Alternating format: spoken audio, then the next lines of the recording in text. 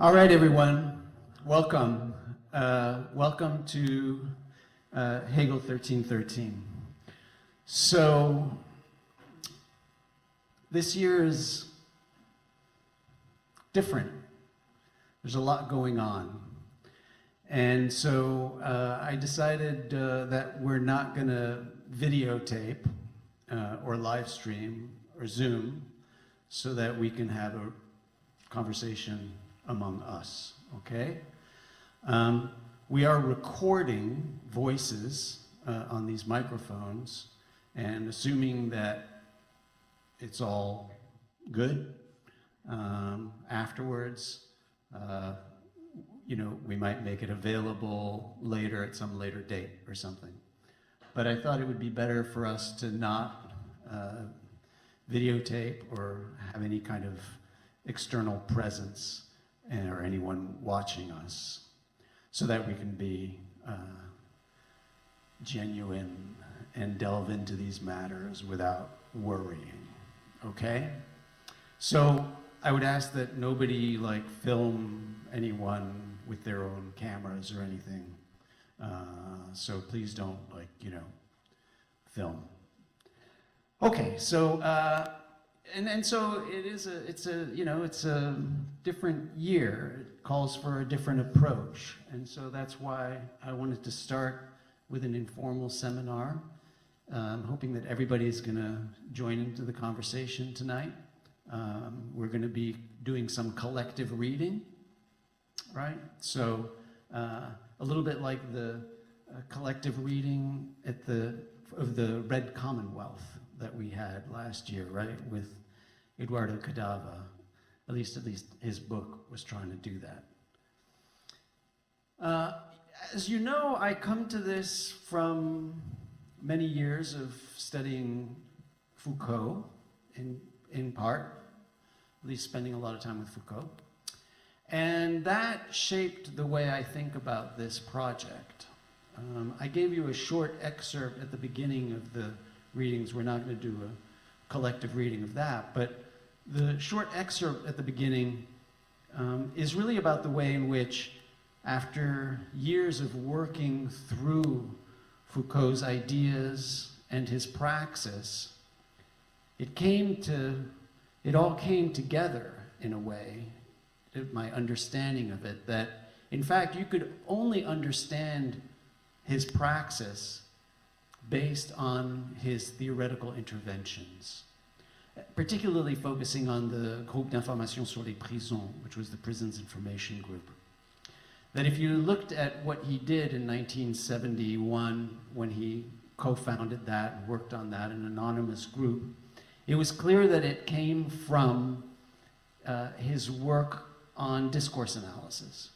That what he was doing, and he was, as you may recall, he was given the option of running a popular tribunal, and he is in conversation with Maoists in the Gauche Prolétarienne, and they wanted to do a popular tribunal and put the prisons on trial, and that didn't work for him. That didn't work the way that he thought about knowledge and knowledge production.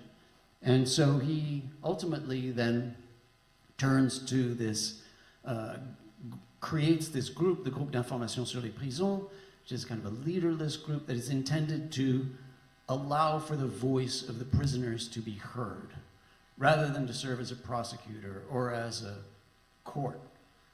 And they create these commissions. They ultimately go into the prison. They run surveys. And other investigations, inquiries. They publish them. And it's really an effort. And the whole idea of the GIP was that actually they would stop when a prisoner group formed. And that was their short duration, because the CAP, the Comité d'Action des Prisonniers, was formed within about a year. And the minute that was formed, the GIP dissolved. Okay? And so it's clear that if you look at what he was doing and how he was engaging the world, it was entirely shaped by his theoretical work during the 1960s. And then the Praxis actually had this reverse effect of changing the way he approached the prison, the carceral. And so discipline and punish itself is the product of those praxis interventions. You can hear it in the text, particularly when he says, like, what I learned most from the prison uprisings, right? He comes out of Attica. You can hear it when he comes out of Attica and gives this interview to John Simon. And he says, you know, I'm wrong. It's not about repression. There's something being produced here. It's about the productivity of the prison, which, of course, is the basis of discipline and punish. And so it's with that that I kind of come to this project, which is to try and see how confrontations with Hegel, which have been a major theme that has laced through left thought, how those confrontations with Hegel actually then shaped people's praxis. And whether perhaps today we need to be having another confrontation, possibly to come up with new ways of dealing with this moment that we're in. Okay. Now, on the front page of your of the handout for tonight,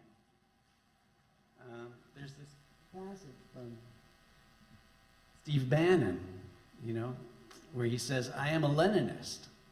And his interviewer is like, "What on earth do you mean?" And he says, "Lenin wanted to destroy the state, and that's my goal too. I want to bring everything crashing down and destroy all of today's establishment."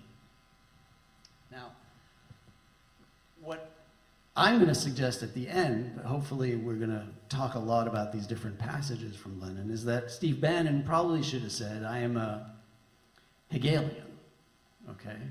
And that if you look at what Lenin was doing, actually, it's his kind of confrontation with Hegel in 1914-15 at this critical juncture in his political life where the Second International is collapsing, war is breaking out, all of the worker parties are becoming nationalistic and patriotic.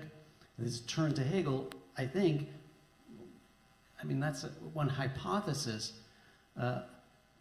contributes to the way he thinks about the state, okay? And so we've got a few passages, and we can talk about that. Now,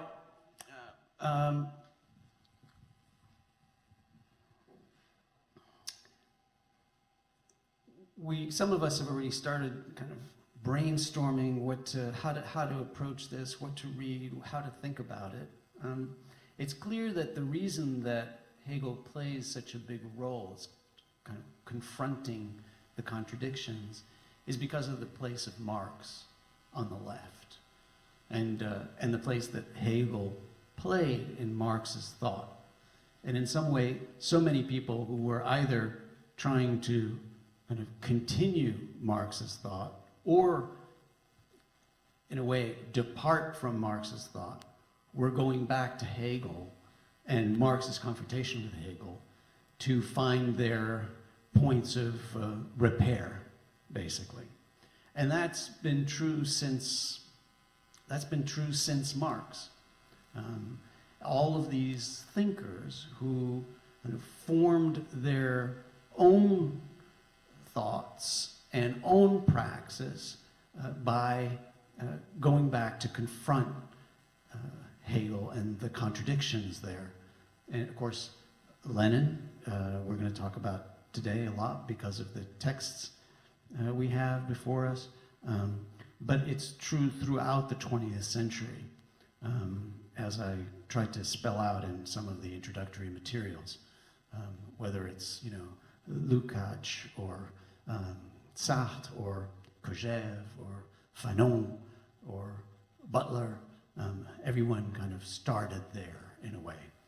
And so the question is, the challenge or the défi or the kind of the challenge for the year is to work through these different confrontations in order to help us work through this moment.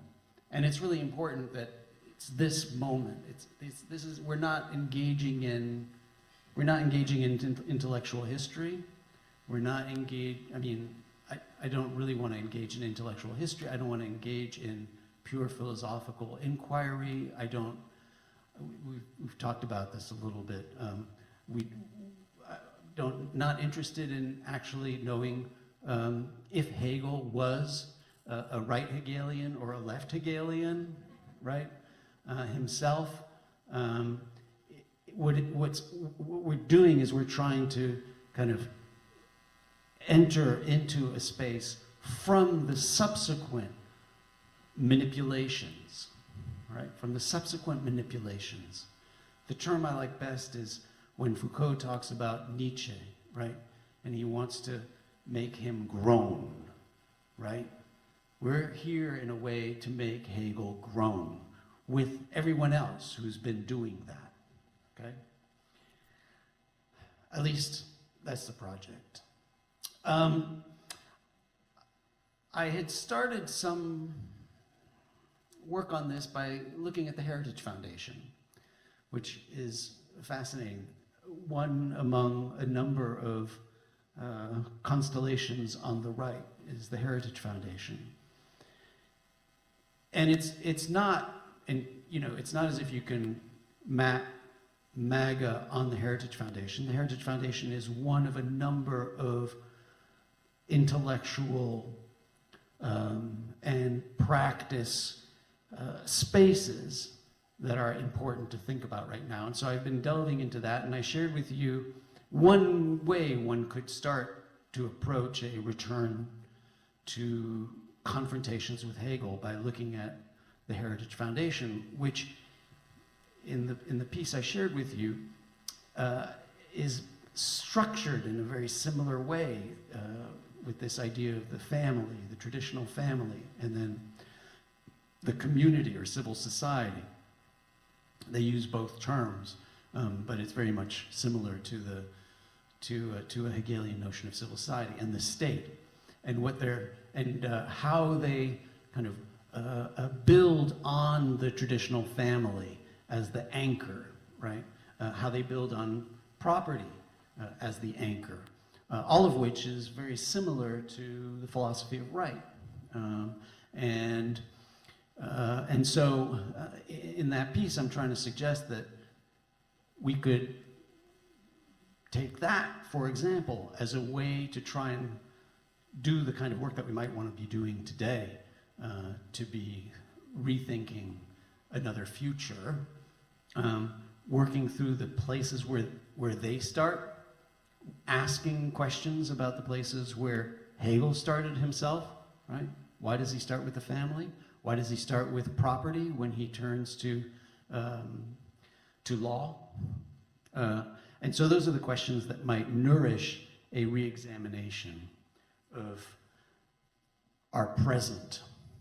Okay, but for today, I thought we could engage in some collective reading and thinking, and try to see the ways in which ultimately this interesting quote by Bannon, which takes us to this question of, crashing down and destroying all of today's establishment, which seems to be one of the modus operandi today of the Trump administration, getting rid of the administrative state, basically, crashing the state as we know it. How actually that might be linked to readings and thinking about Hegel. All right, so the first place I thought we could start is actually with the conspectus, okay? So this is, and I'm gonna put it on the screen too, I think.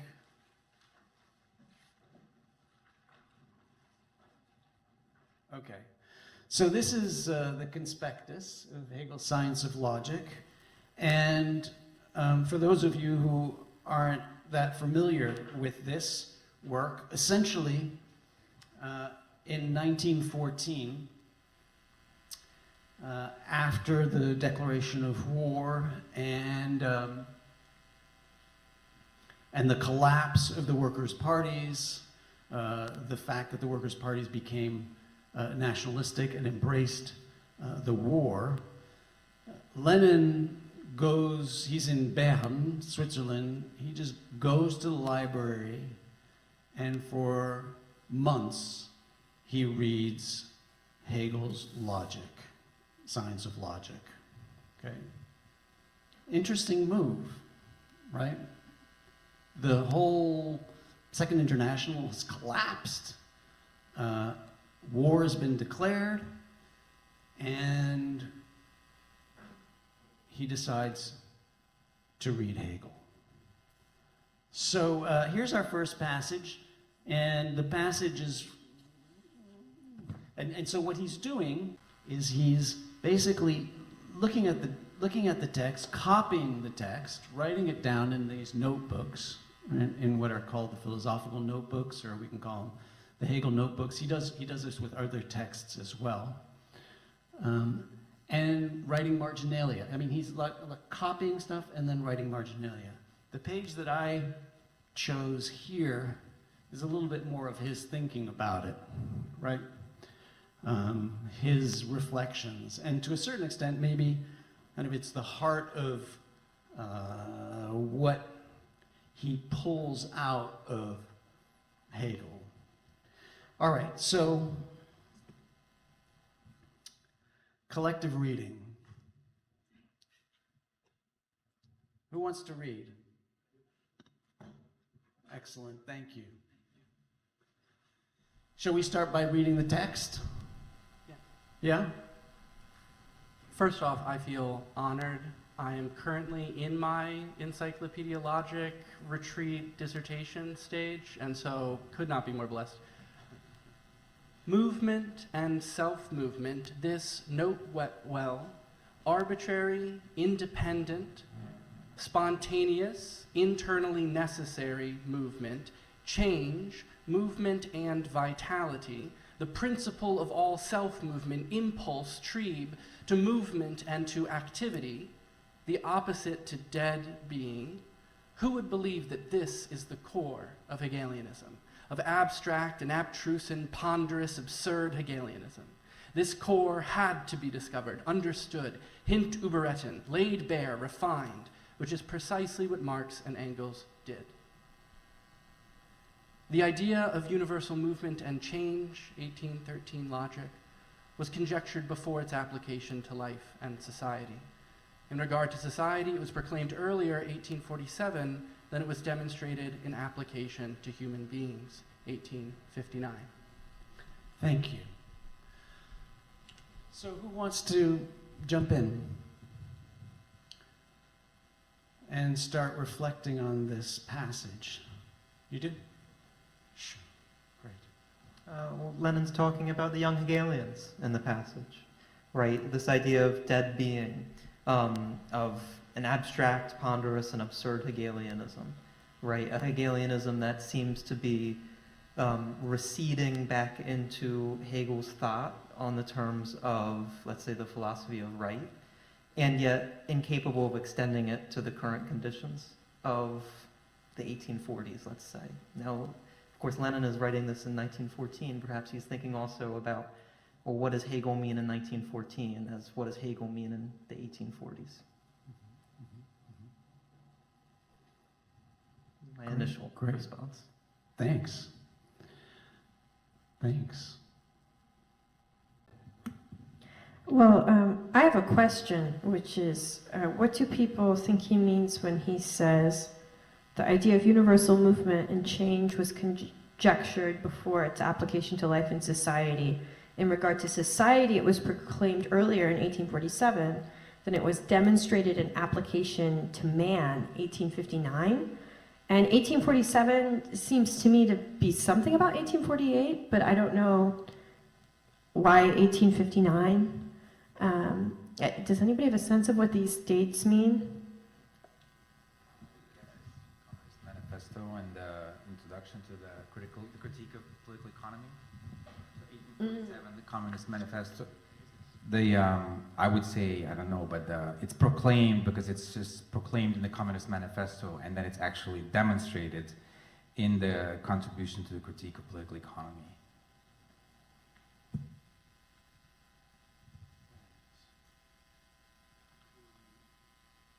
I have a comment though about the Bannon.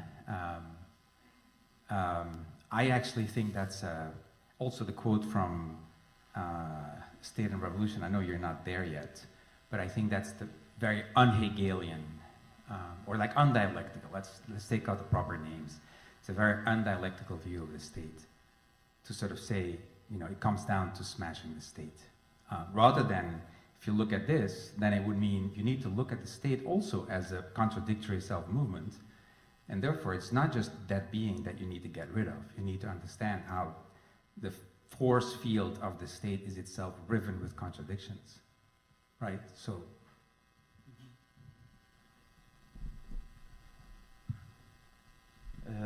I think Lenin's comments here can't be fully understood without comparing them to his critique of empiricism a few years earlier, one decade, when he was critiquing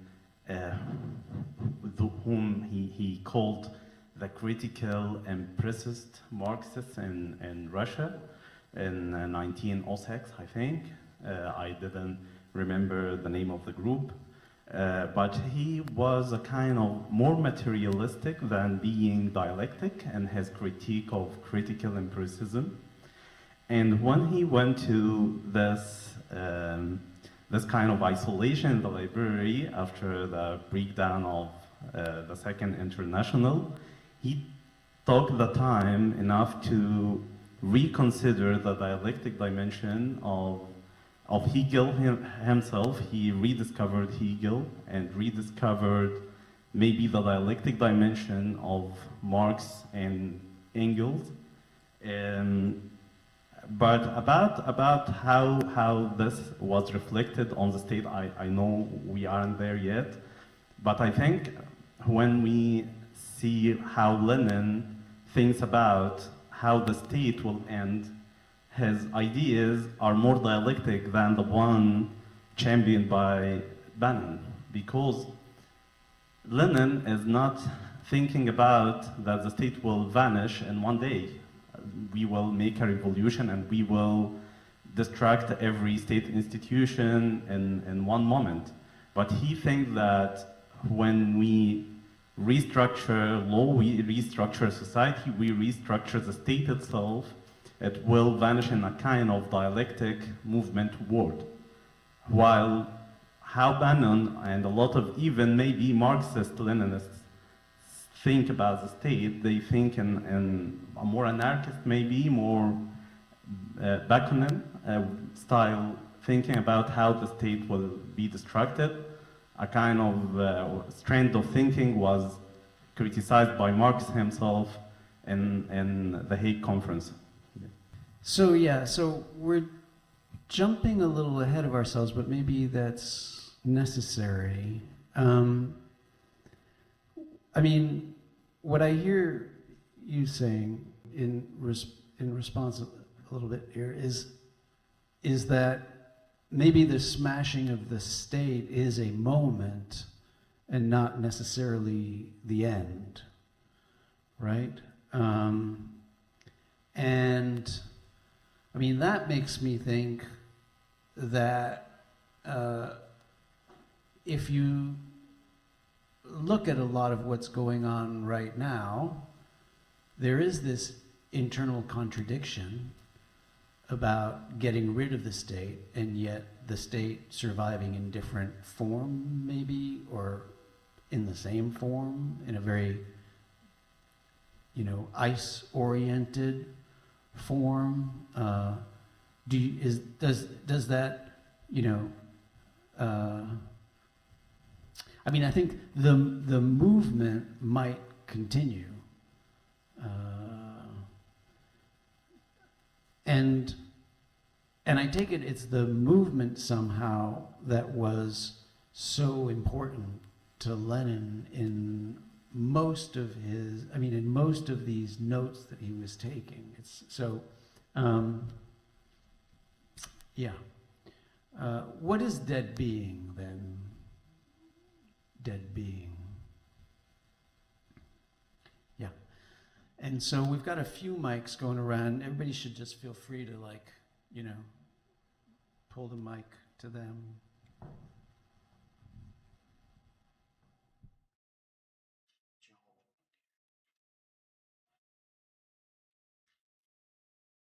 May I say something? Yeah. Is this working? Yeah. I think that we are, the state and bashing the state is haunting us. We kind of have to back off, I think. Because I really think that we really need to address this issue. Not so much movement, but the, you know, internal, as he says, sort of internal necessary movement, that it is in fact a kind of drive. That's the term that Freud uses for drive, right? That it comes from within, and essential really to a kind of dialectical understanding. I hate to jump to, I mean, ideally this passage will be elucidated by the next passage, because the next passage he goes into details about what he means. About self-movement. It's easy to attach ourselves to the word movement, but I really think that he's talking about a kind of condition that he clearly favors, that he thinks is really something that it can be forgotten or lost and then end up in dead being, in a kind of I don't want to say Hegelian terms, but let's take in terms of being, I'm not going to get philosophical, but in terms of being, being can only exist if it is in fact authorizing itself. I mean, that in the kind of, not simply authorizing itself, but transforming itself. That's what he will say in the next page on dialectics. It's a kind of automobility. I mean, literally, if you want to translate it, right, it would be a kind of automobility, except that it's not automatic. It's not a machine-like process by which things happen in history. The movement authorizes itself, it emerges from itself, and through a kind of internal necessity, a kind of intrinsic capacity, of course, against various externalities, and then he will talk about those. So I'm particularly struck by the passage that comes next, because I really think it's hard to explain this passage on its own. Yeah, let's go to it. Okay, there we go. Yes, okay, that's a large portion of it. There's more on the page, but yeah. Right, but I mean this paragraph, and then of course, I think we really need to discuss the last one very carefully. I skipped Mao's paragraph. Yeah. Yeah. So we have it on the we have it in the handout, right? We have it in the handout. But go ahead. This is a well. I don't really want to drive the point in actually, but I think that this particular paragraph. So the condition for the knowledge of all processes of the world, in their self-movement, and then he explains it in their spontaneous development. Okay. In the real life, that's the added qualification, the spontaneous development, self-movement is the reality. Life, right? Is the knowledge of them as a unity of opposites. He has already, here it is, that he's not sure about unity. Is this? Yes. Yes. Yeah. So let's keep that aside. It's a very interesting, in fact, very interesting thing. So development is the struggle of the opposites. So unity is problematic because it might tend to erase struggle. This is how I read that. Where am I here? Right. The two basic, or two possible, or two historically observable wonderful qualifications that undo basic, basically, right? The two basic conceptions of development are development as decrease and increase as repetition, right? and development as a unity of opposites, the division of the union into mutually exclusive opposites and the reciprocal relations.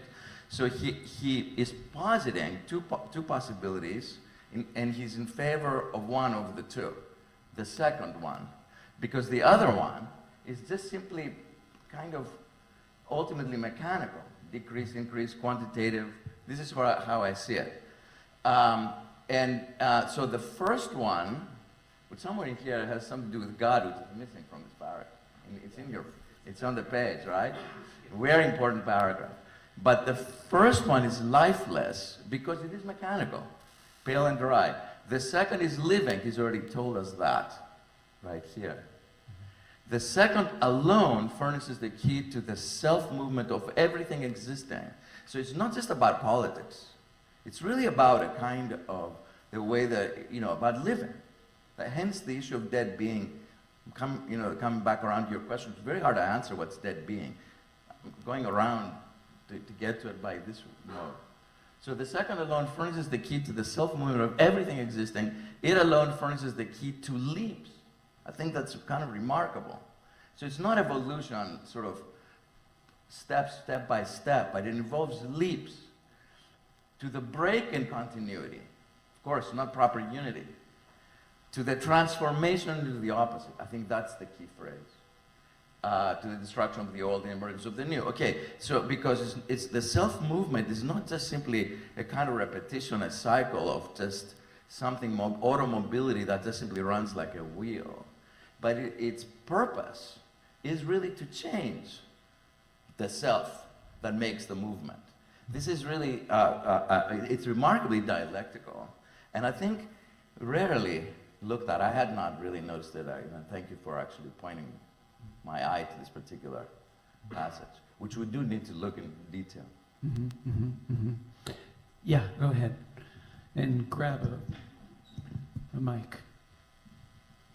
Thanks. I mean, but isn't he in this and in the last passage, isn't he really talking about German social democracy? I mean, I just see it in all of the language, right? Because what was the revisionist argument? It's that the movement is everything and the goal is nothing. And so he's trying to think about what movement is. And the idea of something becoming its opposite. And I mean, he's going to write this in the Imperialism pamphlet, right? That social democracy has gone from being the struggle of the workers for the revolution for socialism to being the greatest obstacle to the struggle for socialism. And in the same time, Rosa Luxemburg is writing that German social democracy is a stinking corpse. So he's thinking about like a theory of historical change which treats history as dead being, like the movement of the planets, or like evolution, which treats history as something completely reified and unfree, that it's something that happens outside of us that we simply contemplate and that one can kind of take advantage of in a quantitative way, right? And the argument that he's having in this time, with Kautsky and the other orthodox Marxists from which he's breaking is about whether or not the war means that one is in a revolutionary situation and that there is in fact a necessity to making the dictatorship of the proletariat. And the sort of Kautskian counter-argument at the time was, well, but then you lose the party because we're going to lose the people and we're going to lose the party. And part of what Lenin, I think, is thinking about here, and I think it's going to come out later, is, well, what if by preserving the forms of organization that exist, right? The party, the movement for socialism. We're not preserving some sort of progress towards the revolution, but actually we're going to create an obstacle to revolution in the future. So I do think it is like political in that sense of, he's trying to think about, I don't know, the real movement of history or something, or how is it that he can understand the history of his time. And I think this does kind of get to the state issue, which is, okay, the state is a whole, it's self-contradictory, but what if the whole is false? And what if it has to be destroyed and completely inverted? And that would be through the dictatorship of the proletariat, which takes up like the necessity expressed by the state, right? But under transformed conditions, it would be in a way a leap in the other direction, instead of that which was supposed to be a tool for socialism becoming the prime obstacle to socialism, right? That which was an obstacle would be transformed into the precondition i.e. authority, would be transformed into the precondition for socialism. I don't know, I just see it in the language, and I thought, in the spirit of having a political discussion, it would be good to bring it up. But I don't know what other people think. Definitely, yeah. You know, I wonder if there's a way to think about opposites that breaks opposites into multiple parts. Because if we think about the revolution of Lenin, there were multiple competing factions to decide what revolution was. And my problem with dialectics is that it's reductive. There are two poles, and there's a multiplicity of movements that are occurring. That Lenin is, because he's stuck with Hegel, is seeing two forces. And, you know, like you think about the state is a site of class struggle. The state contains many elements, you know, both, you know, if you think about the state as people, there are people who are within the state who are struggling for workers' rights. There are people who are struggling for business interests. That when we see the state as simply a function of capital, we lose its historical formation and its dynamics. And so I'm interested in asking questions about how does the dialectic take us away from actual history, actual divisions among populations, and how that can be resolved in a politically transformative way. But the way Lenin would have us resolve it would be to smash everyone that disagrees with him, and we know where that leads.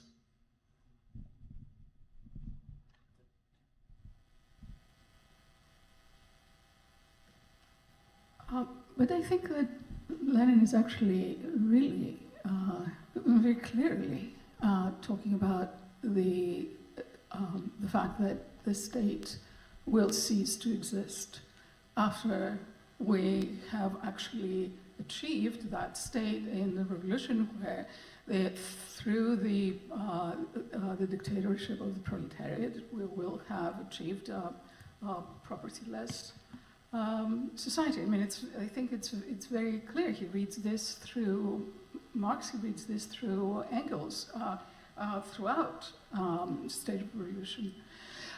But I think, and I might be an outlier here, I think that this passage here is really a precursor to what revolution will look like.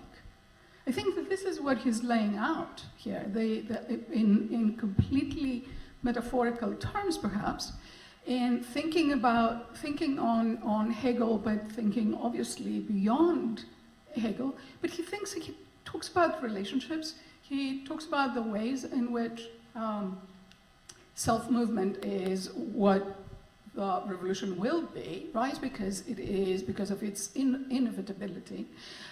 Because of the fact that the workers and the oppressed classes will inevitably rise up against capitalism and against the monopolies, right? And I think that he says this very clearly. So yes, of course, we can say that this is not political, but then again, yeah, of course it is. No, of course. No, I was going to say that I know that you mean that this is a politics of a different order in the Rousseauian sense of the order, right? I mean, différence d'ordre, not of the texture, but really 1, 2, 3. So yeah. I don't think it's instrumental. No, but that's why I'm saying metaphorical, right? In the sense that he's thinking about this on a level that he's not thinking in 1918, in 1917. 1917, he's thinking more concretely. He really is talking about the revolution that he's lost, right? So.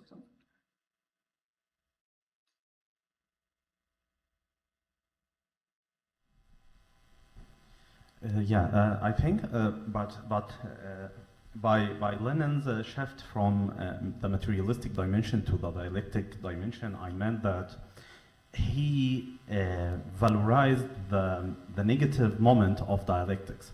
I think Hegel, we have two Hegels, by the way. We have the Hegel of the logic, who was more loyal to his method, to his dialectic methodology, where in dialectics we have no guarantees of the synthesis we will have by the end of the dialectic operation.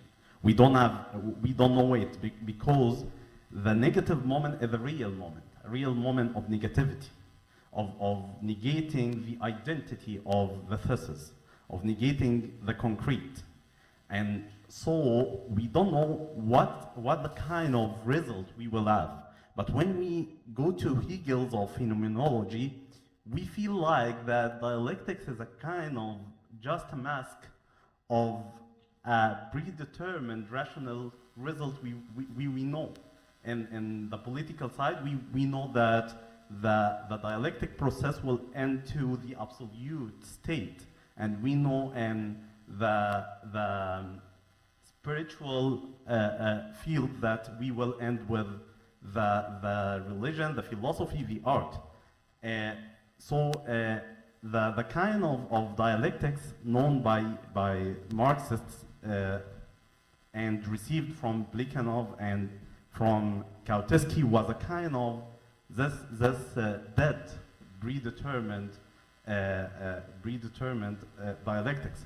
When Lenin went to reading Hegel directly, he rediscovered Hegel and he read the logic, not the phenomenology. And he was commenting on the logic, not on the phenomenology. So he was rediscovering Hegel himself, and he was rediscovering a kind of negative dialectics, as will be called later by Adorno, and even was rediscovered by Marcuse in his thesis about Hegel and reason and existence, then in Reason and Revolution. Because in Reason and Revolution, Marcuse reconsiders Hegel as a theorist of revolution, because when we consider dialectic as a real process of negation, we can't expect what's going on. And here we have a real revolution of change, changing the identity. And this appears in the vocabulary of Lenin when he speaks about a break in continuity, transformation into the opposite, the destruction of the old and the emergence of the new. And even about his speaking about the unity and about his speaking about dead being. He rediscovers Hegel when he speaks about dead being, that the being is doomed to be changed by a kind of revolution. And I think later on in Lenin's Praxis, this was a bit reflected. We know that the Praxis is not a direct reflection of theory, but when we reconsider Lenin's Praxis and during the revolution, the Mensheviks were more loyal to the Orthodox Marxism than him, because they believed that we have to let the bourgeoisie build the national democracy, then we can take over and build socialism. So when he made his Bolshevik revolution, Gramsci wrote a comment on it titled "Capital Against Capital." He said that what Lenin made, what the Bolsheviks made, was in real against the logic of capital as taught by Kautsky and Plekhanov, as taught by the Orthodox Marxism and its stagism. Okay, so I think that this is what I meant by the radical negativity of dialectics rediscovered by Lenin.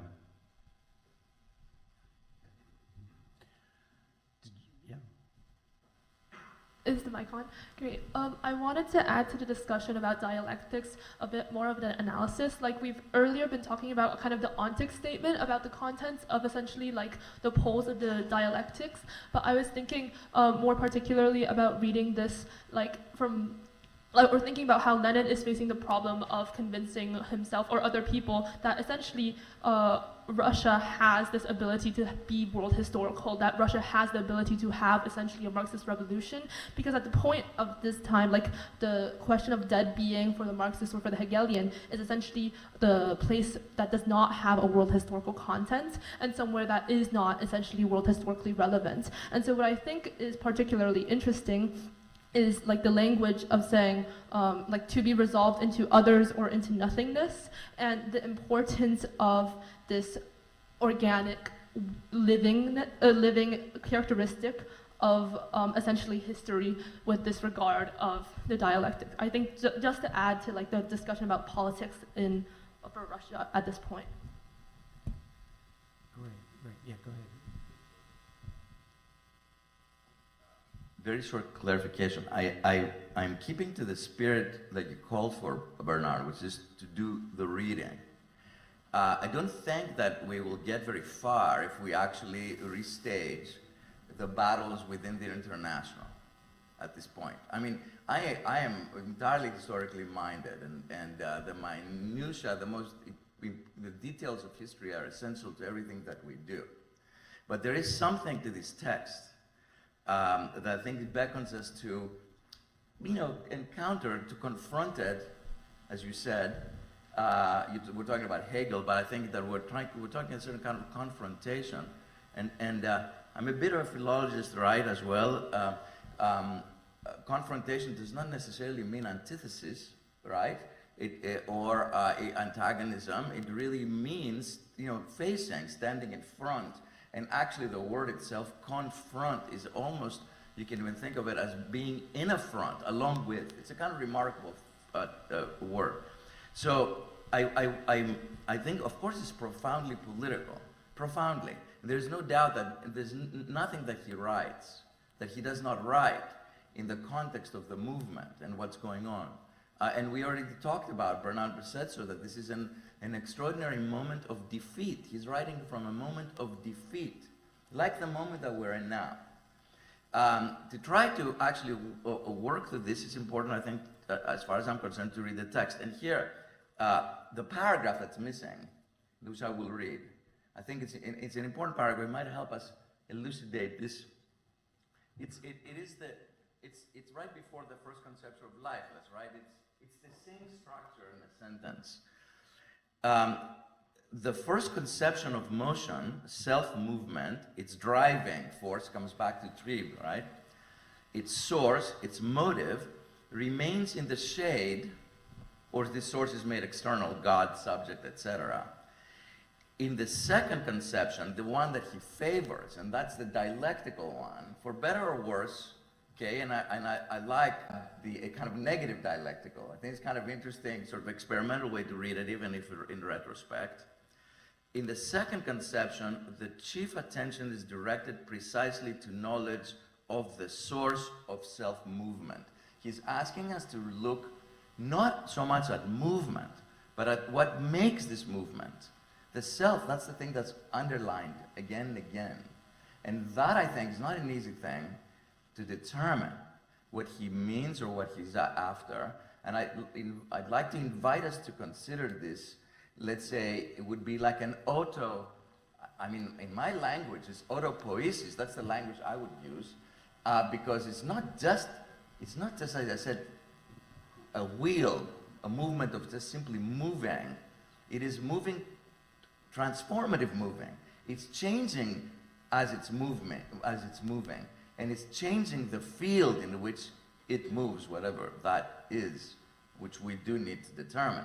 I don't have an answer for it, really. I'm just drawing our attention to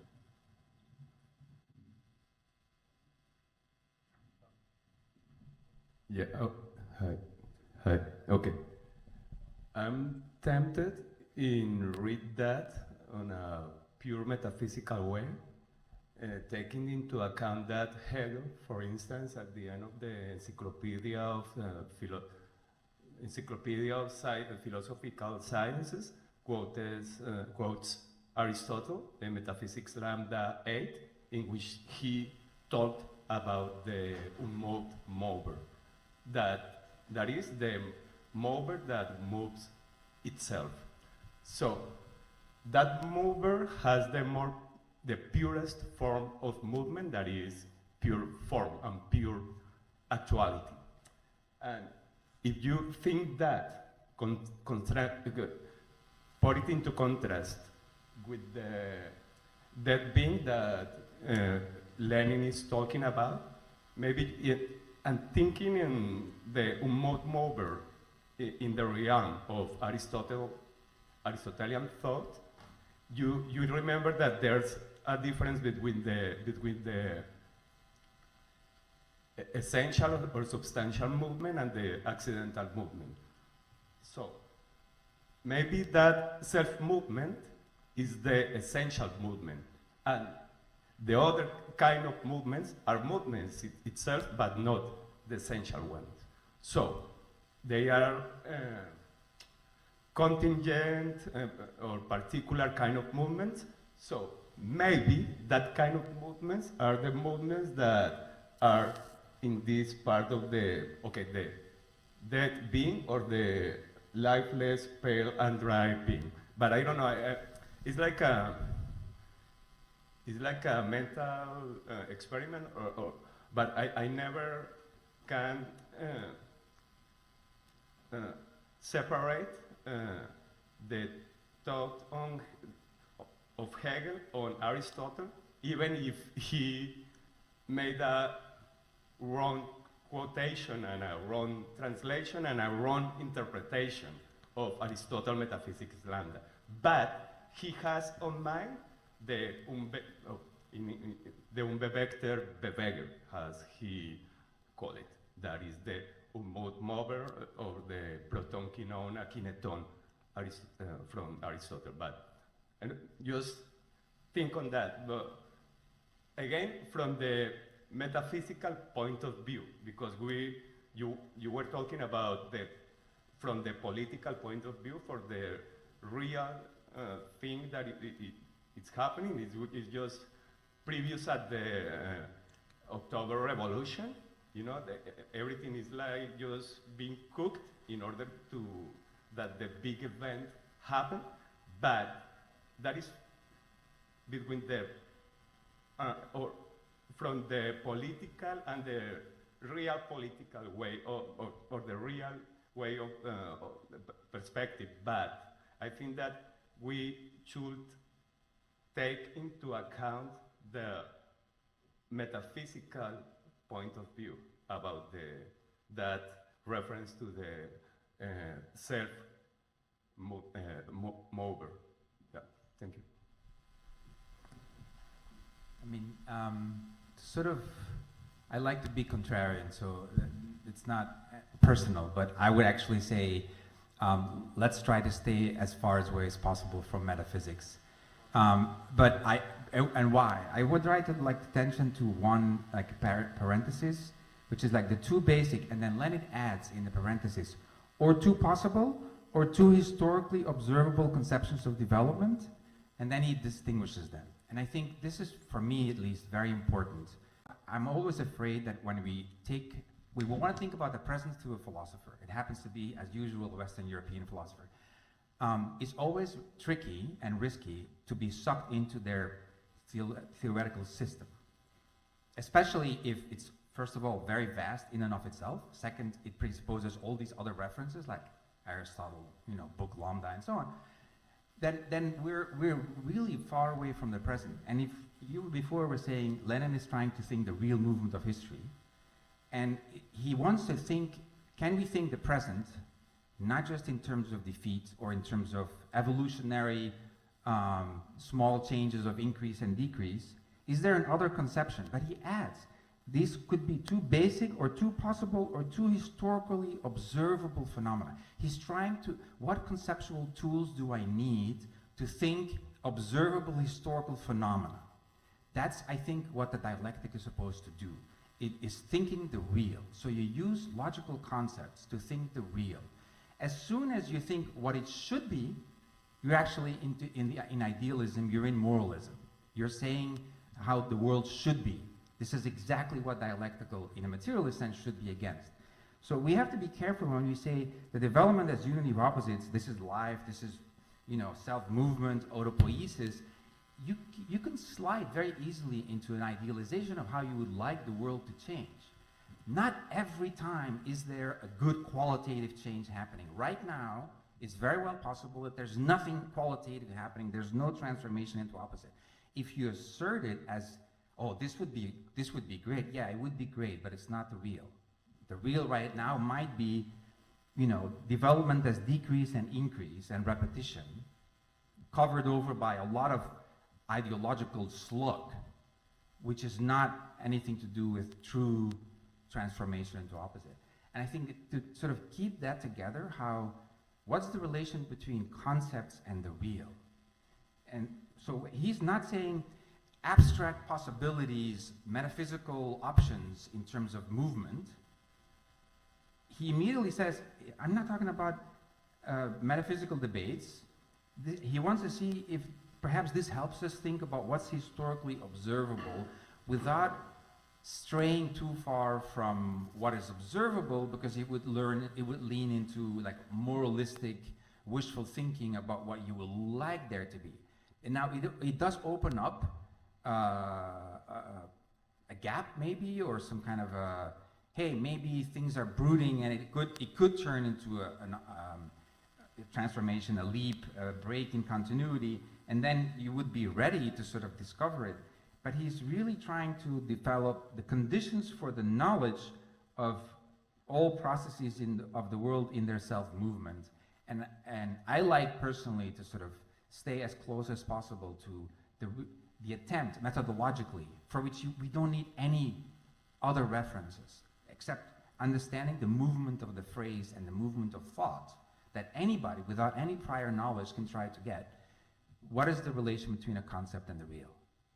And what's historically observable? And what is he's trying to split two concepts to make it qualitatively different and see, do we have this or do we have that? And keep open the possibility that we may not have what we would like to see, which would be, then it's like you have the dialectical solution already prepared beforehand.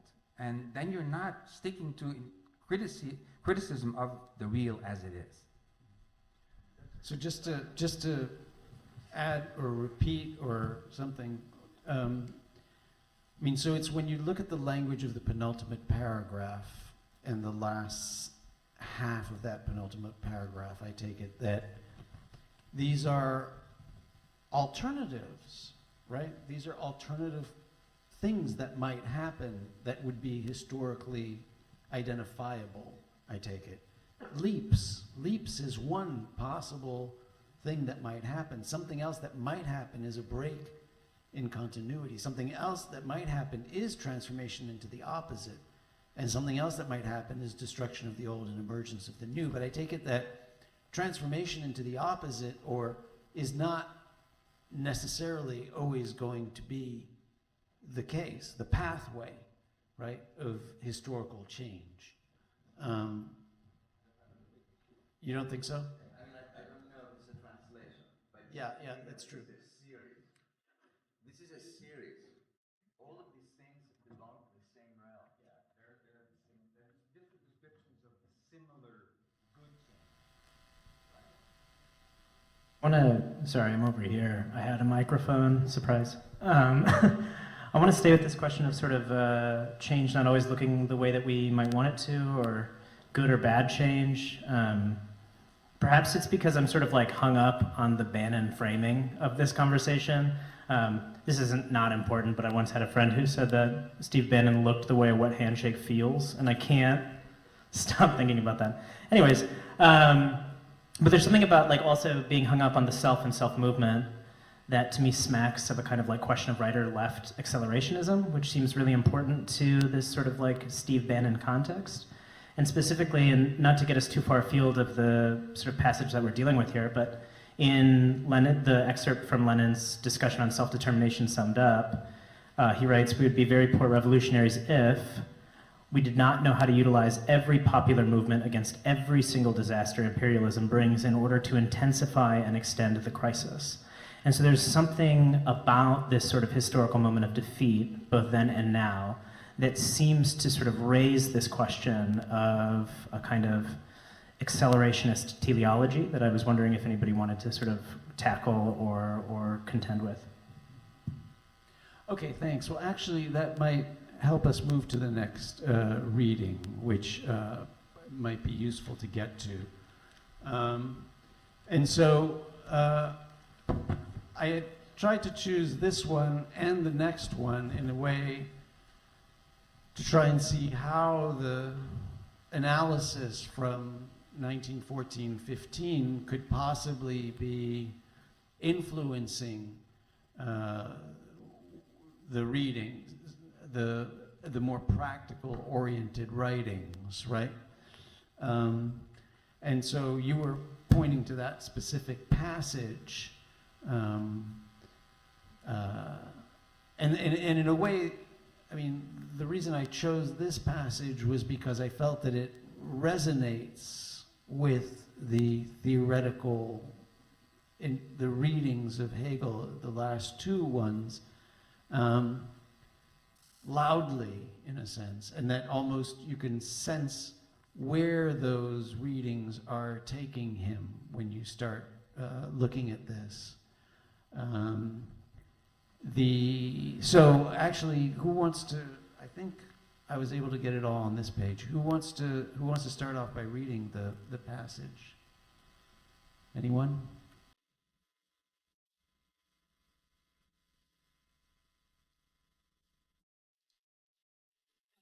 Okay, so I'll start with this.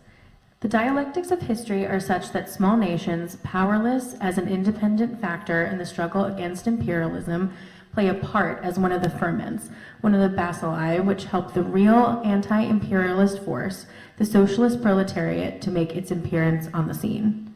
Let's change. Try this one. Is this better? I think so, yes. Okay, great. Should I read it again from the top? No. Okay. We would be very poor revolutionaries if, in the proletariat's great war of liberation for socialism, we did not know how to utilize every popular movement against every single disaster imperialism brings in order to intensify and extend the crisis. It is the misfortune of the Irish that they rose prematurely, before the European revolt of the proletariat had time to mature.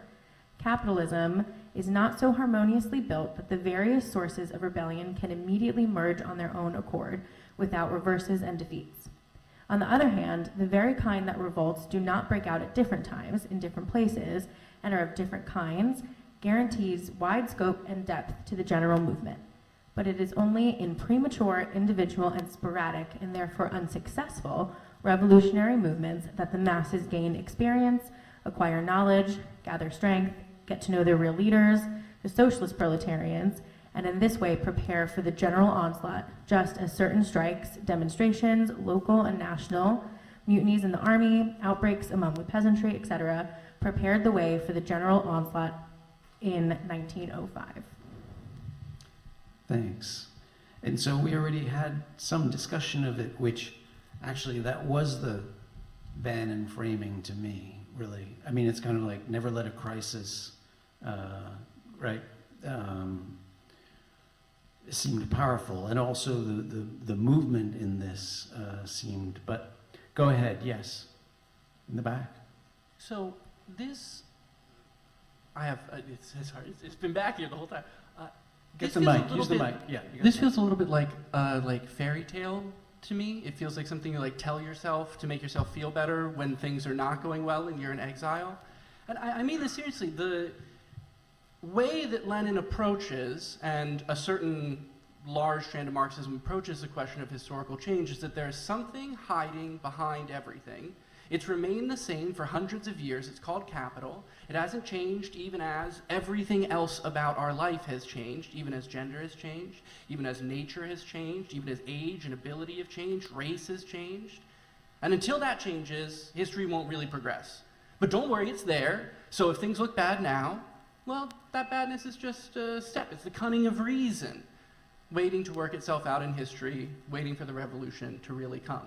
I don't want to feel like this. I want to feel like the revolution is going to come.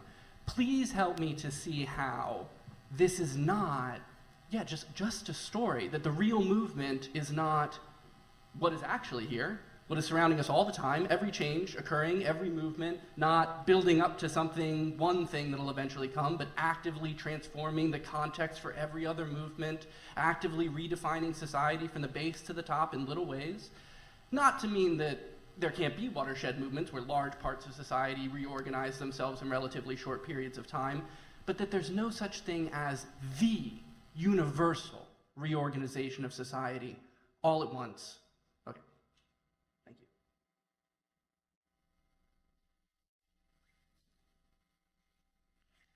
Well, I think we have to be a little bit more specific than that, and I think we need a key to the reading of Lenin, which are the developments in Bolshevik theory over the 20 years before that. So I recently did some research on that, and I think one of the key ideas Lenin is really struggling with at the time is that, especially in 1915, 14, 15, 16 actually, is that he tries to mediate class struggle in Europe with anti-colonial struggles, right? So we have not talked about that very much. And for him, the idea is basically that class struggle has to go through the transition period of dictatorship of the oppressed, but that it needs a second movement, which is the anti-colonial movement, which will have to go through a liberation of he says it in one fragment, transition period of complete liberation of all the oppressed nations. So I think these are the two moments he tries to think together, and it's exactly the discussion on self-determination is the self-determination of nations, right? He's talking about. So I was wondering, he's referring to 1905. We were talking about the leap in history. So maybe it would be interesting to look into Trotsky and to uneven and combined development, maybe, where Trotsky says that there is a relative privilege of historical backwardness because capitalism has gained a new way of developing, especially in Russia, where new forms of industry are introduced and produce an immensely strong proletariat in a couple of months or years. And there's a reason class consciousness, which is extreme compared to France, Germany in the 19th century. And I think maybe we should take this into account a little bit to understand these passages, right? So I was wondering if, maybe there are people who know more about that. Imperialism was mentioned, which is kind of the reflection on these theoretical developments. Anyway, yeah, just wanted to bring that in.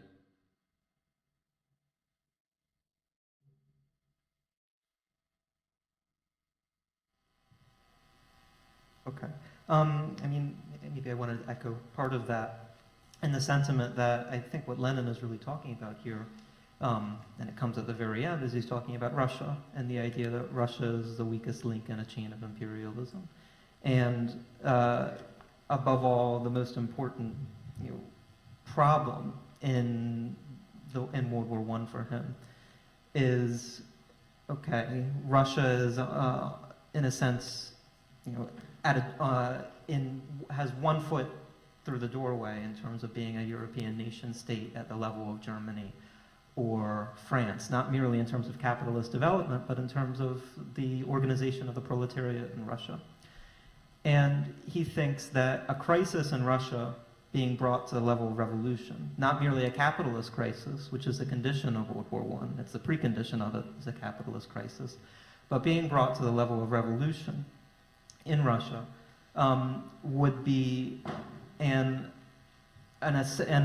essential turning point in what he sees as a possible disaster for the organizations of the proletariat in Western Europe, which are supposed to make a revolution and not join their national bourgeoisies in World War I. And this problem is actually one that's going to continue to be repeated after this. So, for example, in the revolution in China, with the Soviet Union already established, there appears to be still the problem of the German Revolution not being achieved. And Stalin and Trotsky will duke it out effectively over the issue of the semi-colonial and the semi-backward condition of China, having a proletariat, but also being largely agrarian. And is it possible that a revolution in China, led by the urban proletariat, unlike the revolution in 1949, which is not led by the urban proletariat, but a revolution that was led by the urban proletariat in China, would that be a mode of, again, reposing the necessity of revolution in Western Europe, which ipso facto would be not merely revolution in Western Europe, but also in terms of Trotsky and uneven and combined development, it would mean world revolution, right? A revolution in a country like Germany would be a crisis at the scale that Russia, which was already a crisis for imperialism, would, be a drop in the bucket compared to Germany or France or America.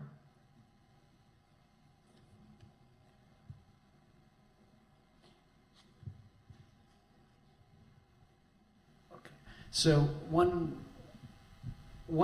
a couple of questions we might be asking as we read this passage here, I think. One is,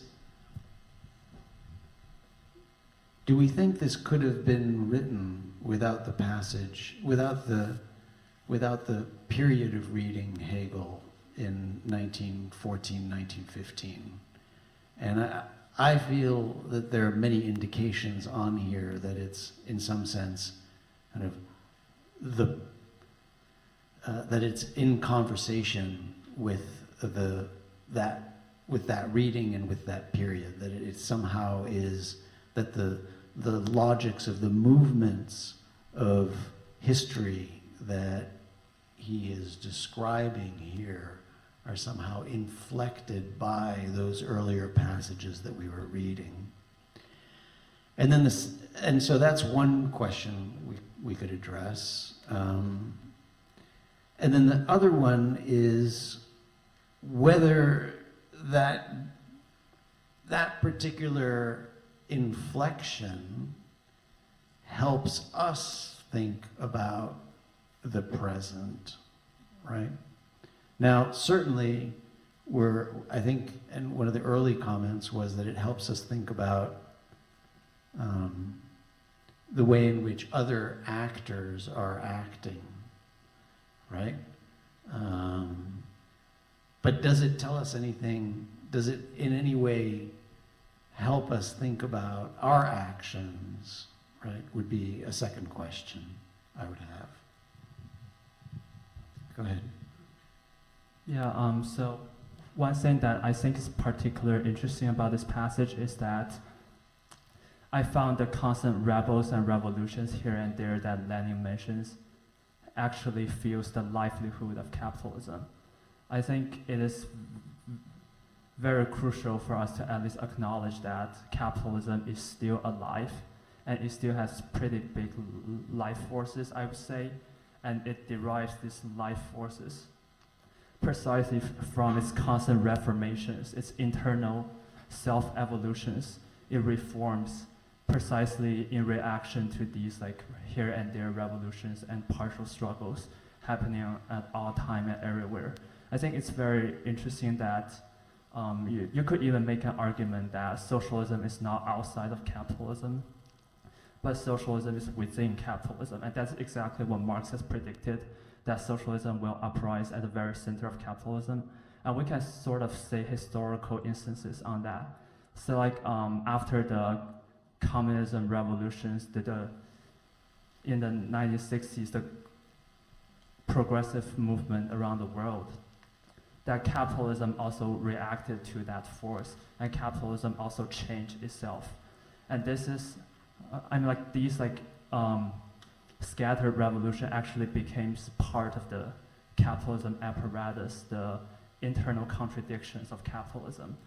Say these forces are gonna collide with the old version of capitalism, and the product is the new form of capitalism. And through this constant self-evolution, we have the latest version of capitalism we have in 2025, which is this, perhaps by our current government in the United States and by the Silicon Valleys, perhaps, I mean, it is just interesting to think about how good capitalism is in internalizing these external contradictions as part of its internal contradictions.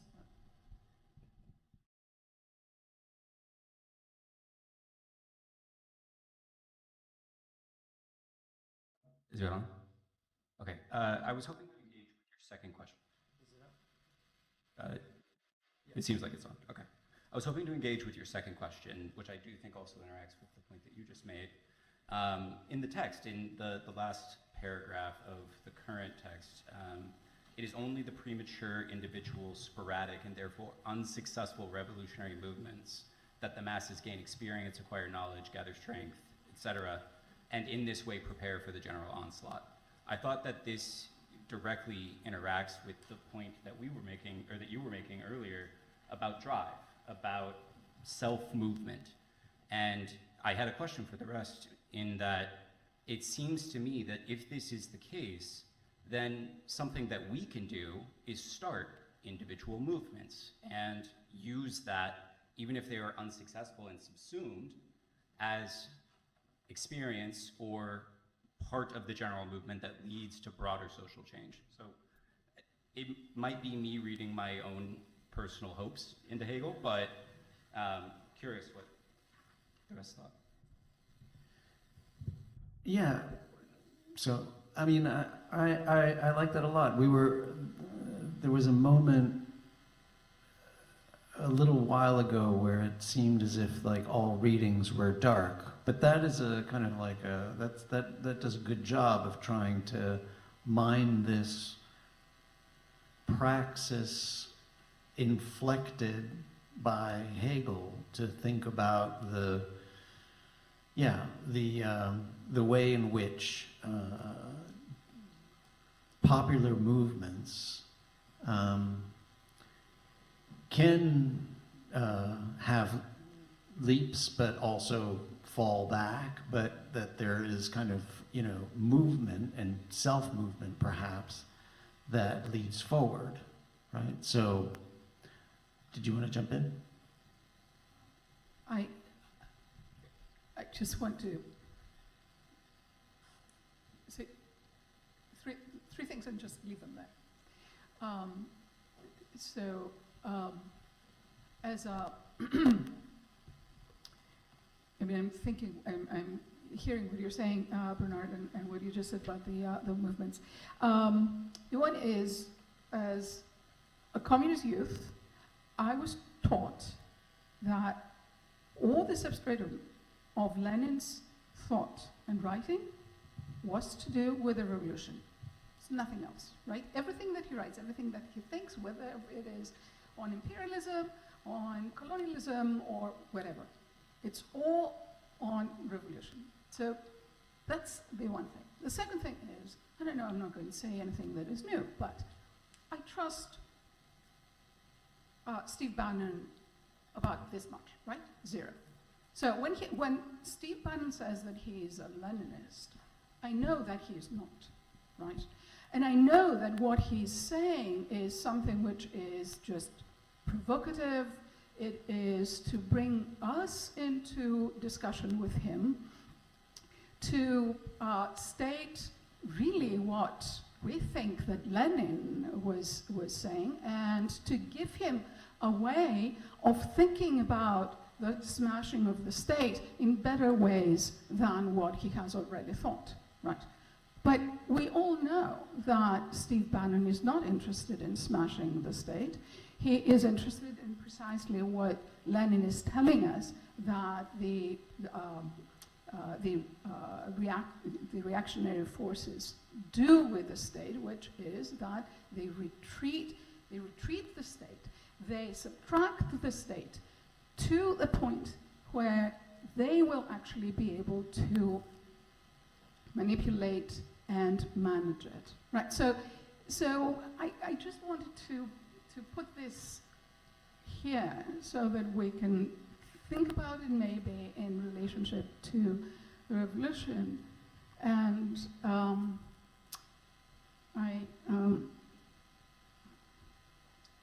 can't remember what the, Okay. what the third thing was, but So, it had to do with movements. But yeah.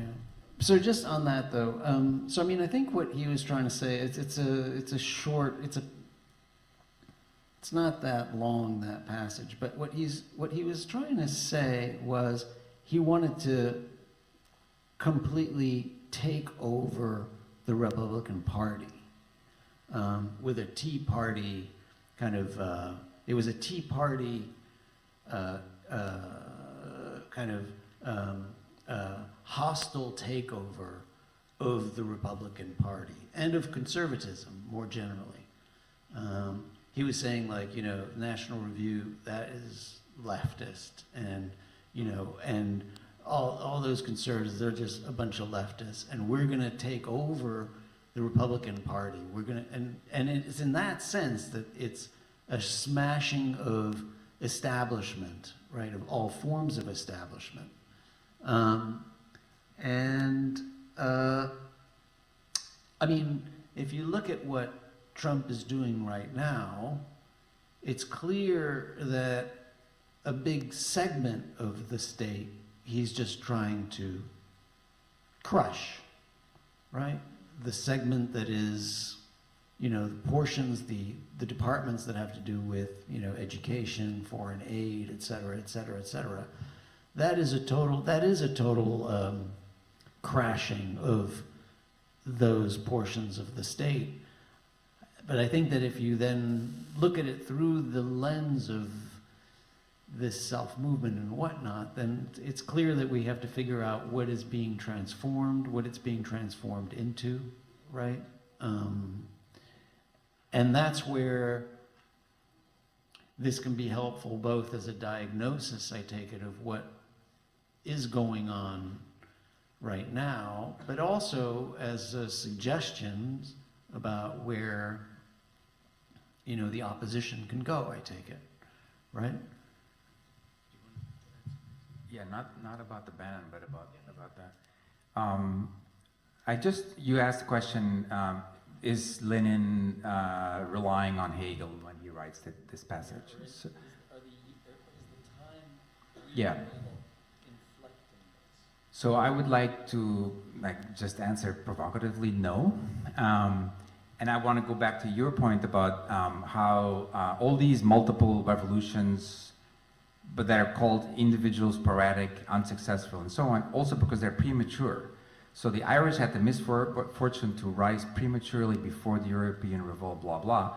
And then on 2 occasions, he insists on the fact that you need either to wait for or to learn from the real anti-imperialist force, which is the socialist proletariat in the first mention, and then the second time, they need to wait for the real leaders, namely the socialist proletarians. And so I was thinking about this notion. We had after the 1960s, and then in the new social movements theories about that in the mid-1980s, let's say Ernesto Laclau, who will try to incorporate that into a socialist strategy, in my opinion, unsuccessfully, which is why they abandoned the term socialism and favor populism, which is the situation where we find ourselves in today. But that presupposition that there is a stage and there is a maturity that you can measure, and revolutions need to wait for that maturity, that there is a leadership because of the privilege of the true universal class and the true leaders. So there's a fundamental contradiction that all these other revolts need to kind of congeal around.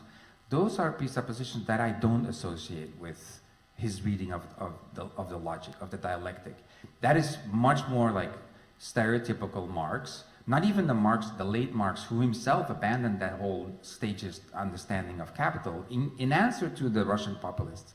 So I would actually say, no, this is not very subtle dialectical thinking, because it talks constantly about, you know, you need to wait for the real leaders to sort of say and tell you which revolutions are ultimately fundamental, and only then can you lead to the general onslaught. So you need, you know, a vanguard. You need a fundamental, even outside of politics, you need a fundamental understanding of which contradiction is more important or more basic than the others. Otherwise, you have sporadic, unsuccessful revolutionary movements that are just going to accumulate and that are going to feed back into, as you were saying, give livelihood to capitalism absorbing those. But is that a statement that, like, it's not Hegelian, it's not kind of your sophisticated reading of Hegel in a way? That it's defying your more sophisticated reading of Hegel? But that we can't find that reading of Hegel in Lenin's reading of Hegel or something? I don't see any Hegel in it, subtle or unsubtle. Can I read it as a Hegelian? Just to be contrary, your reading that is the kind of Bolshevik, classic sort of Bolshevik understanding, vanguard and so on. But there's nowhere in this passage anything about waiting. There is the issue about maturity, prematurity, problematic, but that is something that is judged in retrospect, not in advance. But for example, in the previous passage, he says he celebrates the leaps. Why not call the Irish uprising a leap? Yes, let's problematize it though. To read it, let's say as a Hegelian, I would read it as. I don't disagree. I'm just trying to sort of be contrary in order to problematize. One might say that this is precisely what's great about the movement, is that it is not one. It is one, but not one. It is always, it can appear at any moment. It has specificities, particularities. It has temporalities that are plural. And yes, in their specifics, they fail, because there is, after all, yes, a revolutionary, there is a revolutionary horizon, and in that respect, they fail. But they also don't fail, because they teach us. So that would be the dialectical reading, that yes, they fail, but they don't fail. They mean something in history, in their failure. They mean something insofar as they emerge from the specific moments and give knowledge, which I think is kind of remarkable. The failure provides knowledge, not so much that you can wait for the real leaders, the Bolshevik avant-garde, but you can recognize and understand leadership problems, etc., along with a whole bunch of others. So it's an interesting, it's a provocative question. Would he say this without having gone into Hegel?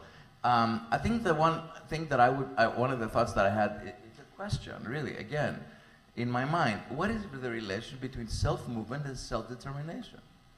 We can't just simply, again, there's a translation issue here, of course.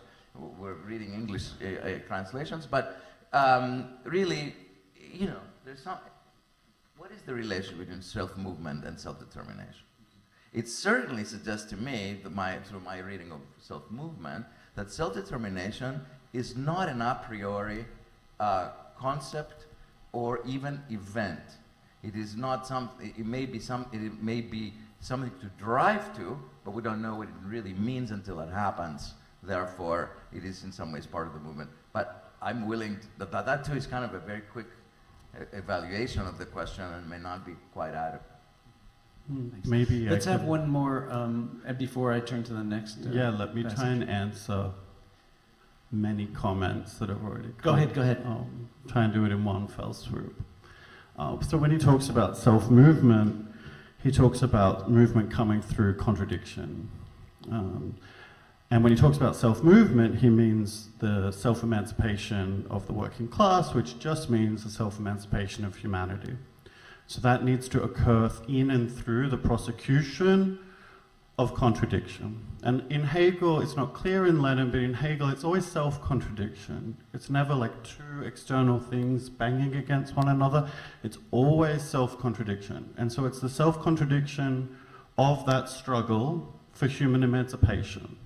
This self-contradiction of Marxism, if you want to call Marxism that thing that prosecutes that project, that's what it is. And I think when he's talking about, the vanguard, No one likes this idea, but all he's talking about is an institution that can actually discuss and debate and prosecute those contradictions, to have a kind of historical memory and continuation, right, and to learn those lessons, right? And we don't have that. We don't have any organized left today. It's not clear that we have self-movement as a result, I'm sorry. It's not clear that we have, maybe we have contradictions, but it doesn't seem like we have any kind of theoretical working out of those contradictions. And I have some pessimism here about our ability to relate Hegel to our present moment, which is, I don't know what to make of Bannon's or Trump's deconstruction of the administrative state. I don't know what that means. I don't know if that's good. I don't know if that's bad. I have no idea. It's completely opaque to me, right? And I'm not sure Hegel can help us today. I don't know. That's my pessimism, because we're starting this whole journey. So right from the get-go, I want to suggest that it might not be possible. Right.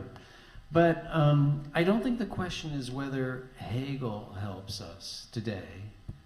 I think the question is whether those who have confronted Hegel can help us today, in a way.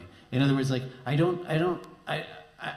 not suggesting that we want to go back to Hegel, or that it's in Hegel's texts that we're going to find answers necessarily, or that we would want to take a Hegelian or an anti-Hegelian approach to the present. It's something about the way in which these thinkers, Fanon, Butler,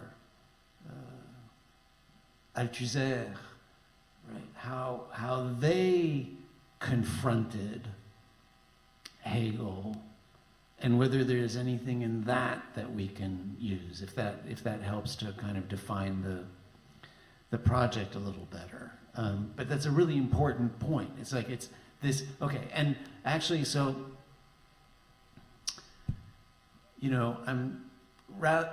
the first session that I had imagined, but I'm not doing it in sessions so much as I'm hoping to do it as kind of more conversations like this, readings. The first session I had imagined was Althusser's 1950 text, which is a beautiful text called Le Retour à Hegel. It was a really searing critique of Jean Hippolyte and whatnot.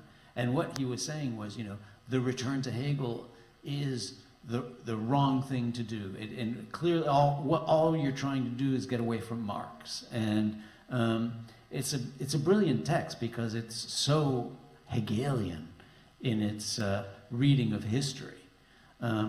But I wanted to start there because we should have maybe started there, but then I got carried away with Bannon and Lenin.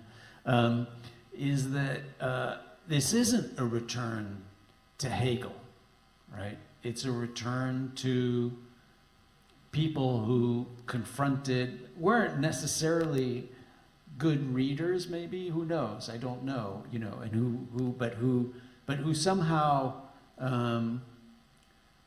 did interesting things as a result. So, speaking of which, let's go to the next one. We have two more kind of passages. So we have one more Lenin passage, which is the famous passage on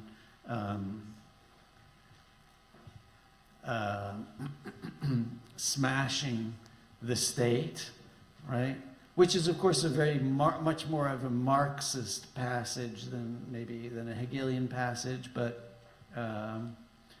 Hegel is coming through there. And then I wanted to get to Susan Buck-Morse's end of Hegel and Haiti.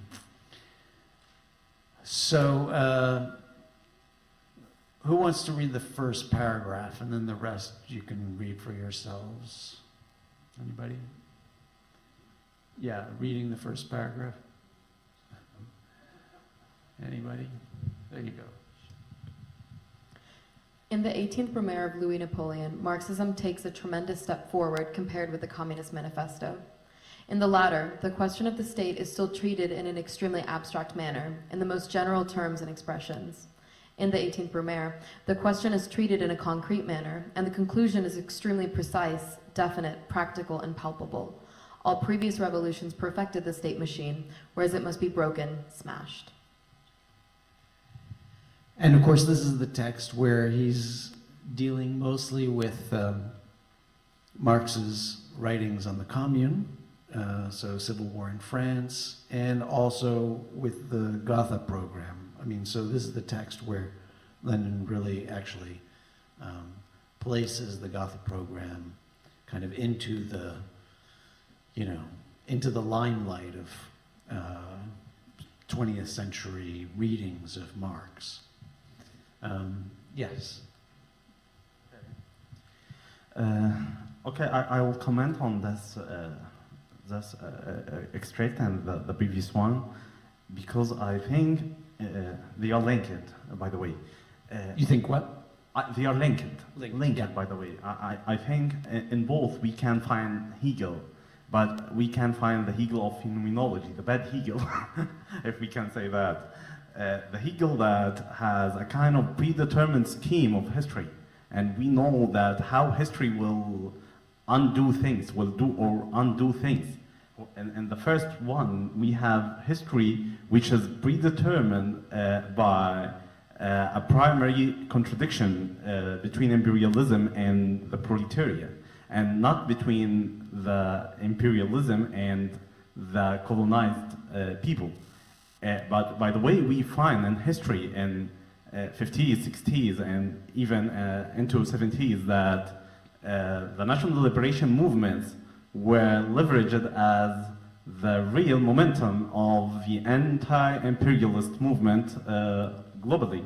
And even we have with the third world state some theorists who say that imperialism succeeded to bribe the proletariat, the Western proletariat, through family wage, through welfare state, and they are not more the real force of change, while we can leverage or capitalize on the national liberation movements. So the same in the paragraph on the state and revolution, I believe that the faith in getting rid of the state as a repressive force is a kind of emancipatory ambition. But at the same time, this reductionist vision of the state as an organ of the dominating class, or this is a kind of Hegelian essentialism. And by time, we can rediscover the state. This happened with the new Weberianism, even inside some Marxist schools. Eric Olin Wright, others, rediscovered the state, rediscovered the state's rule, and that it's something beyond or something bigger than an organ of a dominating class. So this is the kind of Hegel that we have to avoid, or we have to be cautious about him. And instead, we have the kind of Hegel, or a kind of dialectics, which it's the kind of Hegel, the dialectic, where we realize the negativity of the identity. By negativity of the identity, I mean the constructionist nature of each identity. This chair is a chair which I can sit on, but this chair can be a weapon if I carry it and throw it on another one. And this is the power of the mind, the power of abstraction. This is the conceptual destruction of things. When we think in things dialectically, we are killing the things, we are killing the identities of the things. We are in a fight, and in this fight, this struggle itself, reconstruct the thing. Okay. So yeah, I mean, fair enough. You can find some rigid Hegel in here, and you can find some rigid Marx in here too. What does he mean, all previous revolutions perfected the state machine?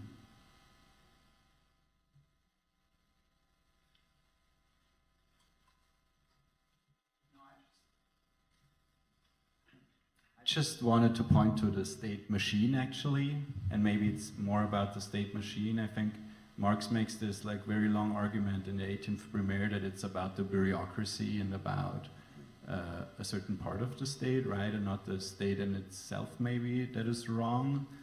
He like has many versions of the state in the 18th Premier and like debates them one against the other.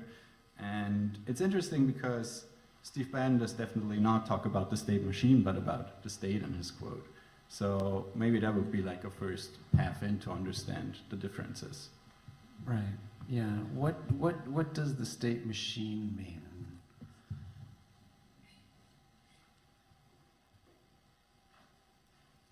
Oh.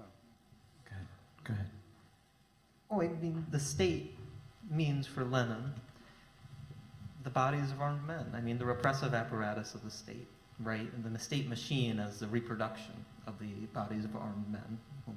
One can speak maybe of the reproduction of capitalism in that sense as the reproduction of armed men, right? And, you know, in this sense, you know, maybe, Professor Harcourt, I'm coming around to the idea that Bannon is a true Hegelian here, in the sense that, you know, what is Bannon, or, you know, let's be like more obvious to what is happening in state, someone like Roosevelt in OMB who's trying to do mass firings. Right? What are they trying to do when they talk about the managerial state, right? Obviously there's a sort of Burnhamite idea there. As far as they're concerned, it's about the reconstitution of bourgeois right. Right? It's about, when they talk about they want to, you know, purge the bureaucracy because they want to reassert executive power over what they viewed to have been a decomposition of it over the course of the 20th century, starting with Woodrow Wilson and going through Roosevelt to the present. And it becomes an idea of the reconstitution of bourgeois right as an end. And really, they're very clear about that. That means the reconstitution of bourgeois right as the potential for revolution under capitalism, which indeed there is. Right? Capitalism is revolutionary. We're living through it right now.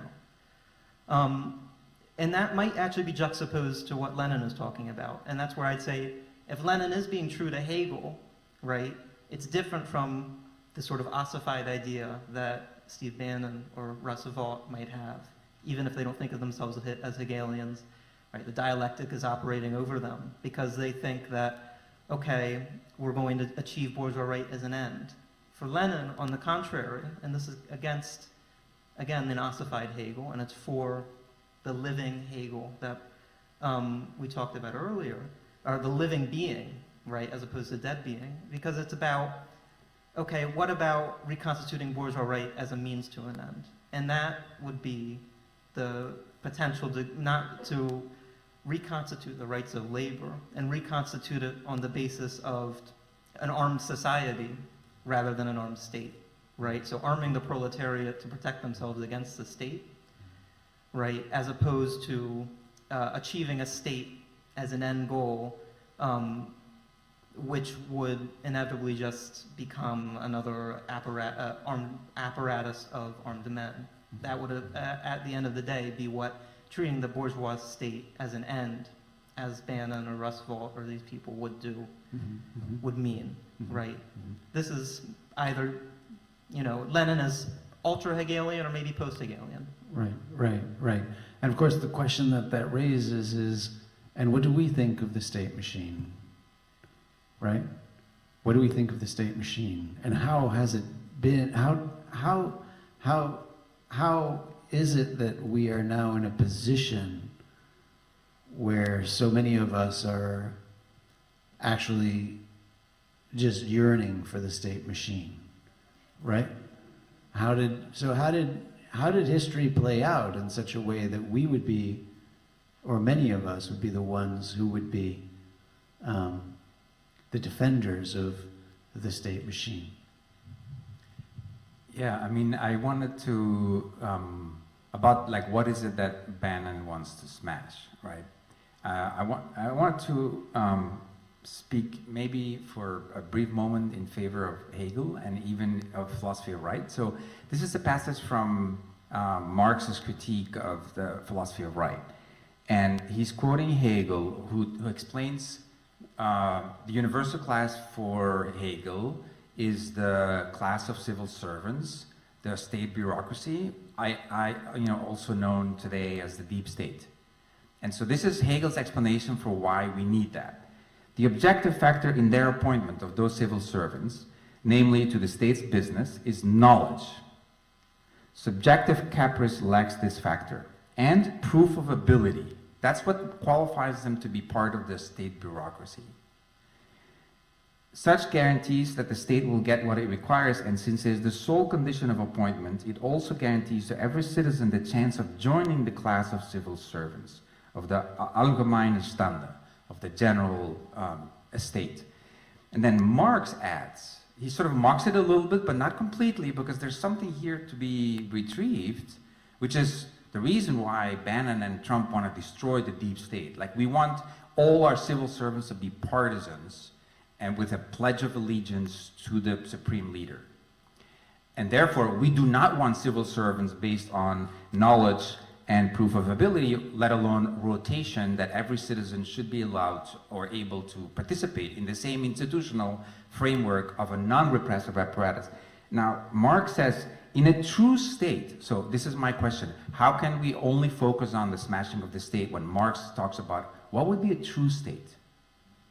In a true state, it is not a question of the possibility of every citizen to dedicate himself to the universal in the form of a particular class, so this would be mocking Hegel still a little bit, but of the capability of the universal class to be really universal, i.e. to be the class of every citizen. But Hegel proceeds from the postulate of the pseudo-universal, the illusory universal class, like the bureaucracy in the negative or pejorative sense, universality fixed in the form of a particular class, like a certain subset or an estate. But still, I want to create sort of a short circuit between the obsession with the smashing of the state, which is a very impoverished view, I think, of the theory of the state. Not very dialectical. It's not seeing the state as a social relation riven with contradictions, and then juxtapose that to Marx's definition of the true state, admittedly in an early text. Yeah, 1843, right, yeah. One more on this, and then let's pass to the next final passage. Yeah, I think it's important here that it's a true state and it's not yet the capitalist state. Because in some ways he's recapitulating something you would find in like Saint-Simon or utopian socialism, which is the idea that you want the servants of the state to work for society. Right? And yeah, this is like almost like Kantian or something, private reason, like this sort of thing. And that the state is simply going to be like a tool or an organizing committee for the general will. And I think the issue after 1848, and really after the coup of Louis Bonaparte, is that it becomes clear that actually the general will is in crisis, that there's a crisis in self-contradiction of the general will, and because there's a crisis of labor, and that this expresses itself in the phenomenal form of the class struggle. And so the state becomes a sort of irrational tool because it's modeled for an irrational end, right? Which is the domination of a certain form of production for its own sake. And so there's a reversal of means and ends where instead of the state being simply a tool for society, it seems to become something which is supposed to dominate and determine society, right? That's Bonapartism for Marx. And he thinks that this is a symptom of the crisis of society itself. And that's why you need to smash and transform the state, is because you have to, in fact, like overcome that problem. And so for him, it's like the dictatorship of the proletariat is both the realization of the necessity of authority, but in a way that's critical, which overcomes the contradictions in society that are making that authority necessary. So I do think there's a difference for Marx. He does think there's a new historical problem, right, beginning with the failure of the revolution in 1848. And that's part of what Lenin is pointing out, and it has to do with consciousness. I mean, I think this does go back to the earlier exchange actually about self that happened and the real movement of history, right? That the point of recovering what's Hegelian about Marx is to recover the problem of freedom or of subjectivity. Or another way of putting it is the problem of ends, means and ends. That is it the real movement of history, or are we simply like observing a movement that happens outside of ourselves, right? Or is there a subjective factor in history? Is there a subjective question? And that's raised through the state, because the Bonapartist state is the state as like complete and total domination. Of course that has to be overcome, and in some ways turning the state into simply like paid executors of society is supposed to be a sort of withering away of the state, right, on a liberal basis. So I think there is, this is a good time to be talking about it, because I feel like right now, there is Mamdani, there's social democracy, there is an attempt to say that, oh, Marx never criticized the state, that was just Engels, right, that's this like Bruno Leopold book. I don't know, I was just hearing this downtown from the Social Democrat, their meeting, I don't know, like maybe 2 or 3 weeks ago, right? So part of recovering Hegel for Lenin is about recovering the criticism of state power, it is, I think, and the necessity of the dictatorship of the proletariat. But I don't know if that makes sense, but it has to do with the self-question. Great. Okay, so let's pass to the last passage, which is the concluding paragraph from Susan Buck Morse's essay, the original one in Critical Inquiry on Hegel and Haiti. And many of you are probably familiar with the general argument, which essentially was that Hegel was influenced by his readings in Minerva and elsewhere about the Haitian uprising and revolution, when he was writing in part about the master-servant dialectic. And so we can have debates about that, but there's something that I found in the last paragraph that was particularly, I don't know, much more normative than, of course, the Lenin descriptive Hegelian take, much more normative, but I found helpful, attractive, uplifting, is this passage where, looking at the soldiers who defied orders, who disobeyed orders, refused to drown 600 captured San Domingans. And then she writes, there are many examples of such clarity, and they belong to no side, no one group exclusively. What if every time that the consciousness of individuals surpassed the confines of present constellations of power in perceiving the concrete meaning of freedom, this were valued as a moment, however transitory, of the realization of absolute spirit? What other silences would need to be broken? What undisciplined stories would be told? Yeah, it's very beautiful, and it suggests kind of a different way to think about history, recuperating those fragments of resistance and linking those then in a universal history, right? That complements, I think, Lenin's interpretation of, in a way, premature movements and revolutions, right?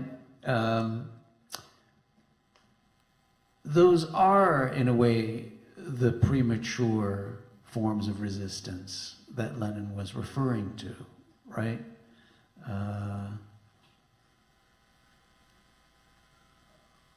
And finding maybe a slightly different way of thinking of them than the one that Lenin had, based, I would say, on a Hegelian reading, on his Hegelian reading.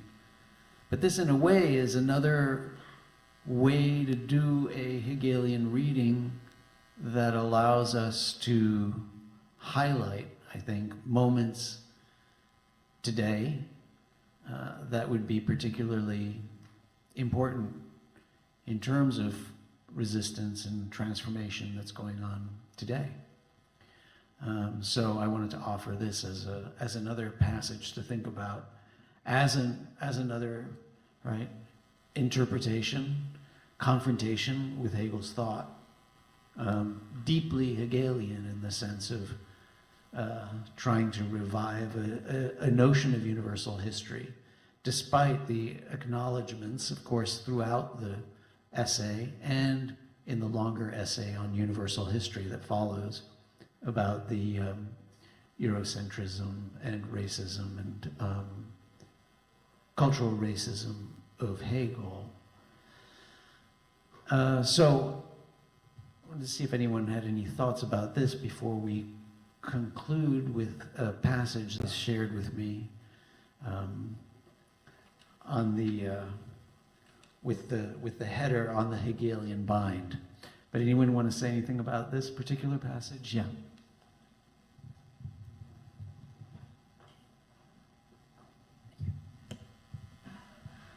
Yeah, so this is precisely the kind of action I had in mind when I was talking about individual movement and individual protest, particularly the phrase surpassing the confines of present constellations of power.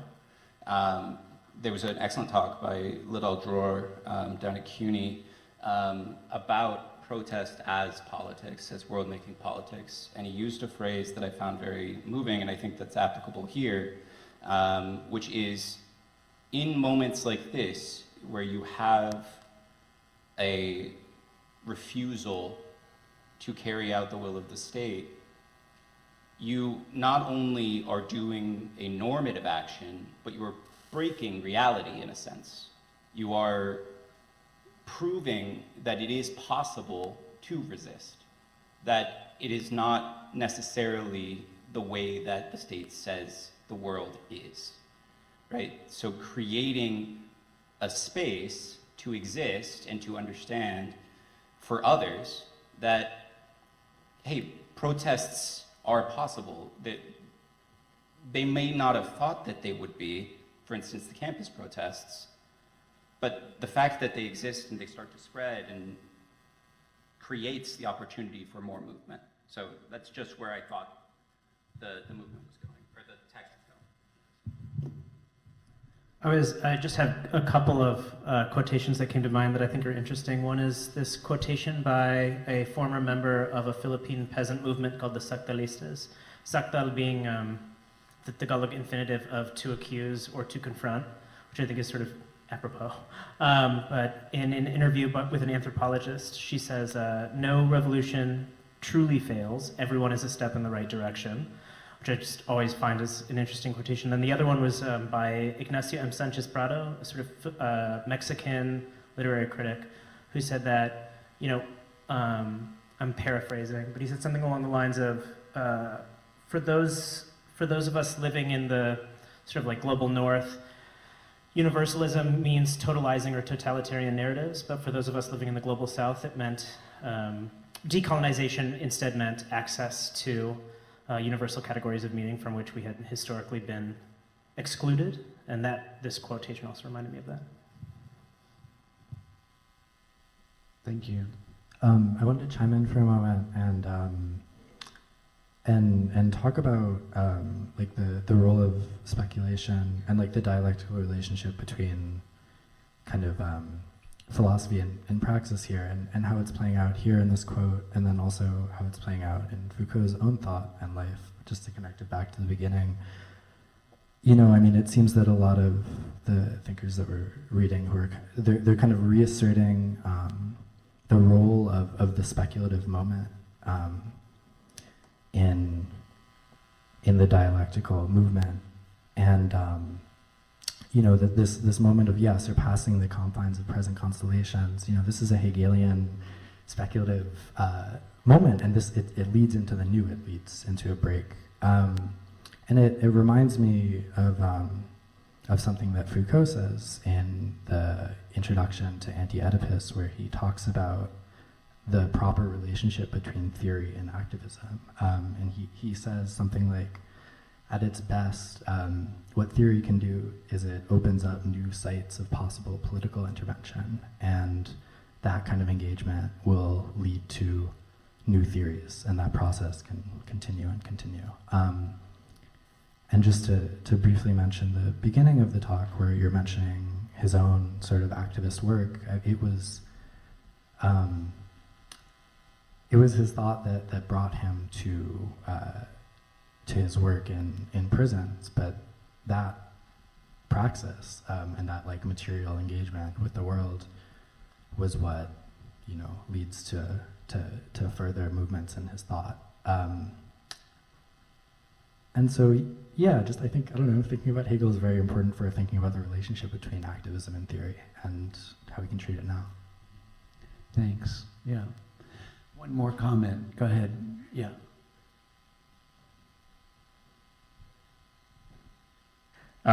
Maybe I'll just add one quick thing that I think this passage is pretty inspirational because I feel like I've always, and I maybe apologize, I'm a baby in this discourse, but the little Hegel that I've read it to mean that absolute spirit is sort of realized at the end of history, and you know, the end of history is where our spirit can be at home with no contradictions, maybe where we are at rest, maybe where we're dead beings, but this seems very much like a realization of absolute spirit while we are alive, while we are in contradiction. And I think maybe I've been skeptical that maybe there will never be a moment where we're experiencing no contradiction, and there will never be a moment where we really feel at home, but even in not feeling like we're at home, we can feel this sort of realization. So anyway, I also thought this was beautiful. Thanks. All right, so then we can end then, I think, with this final passage. You get to the Hegelian bind. All right, I get to read it. This is quite a remarkable phrase.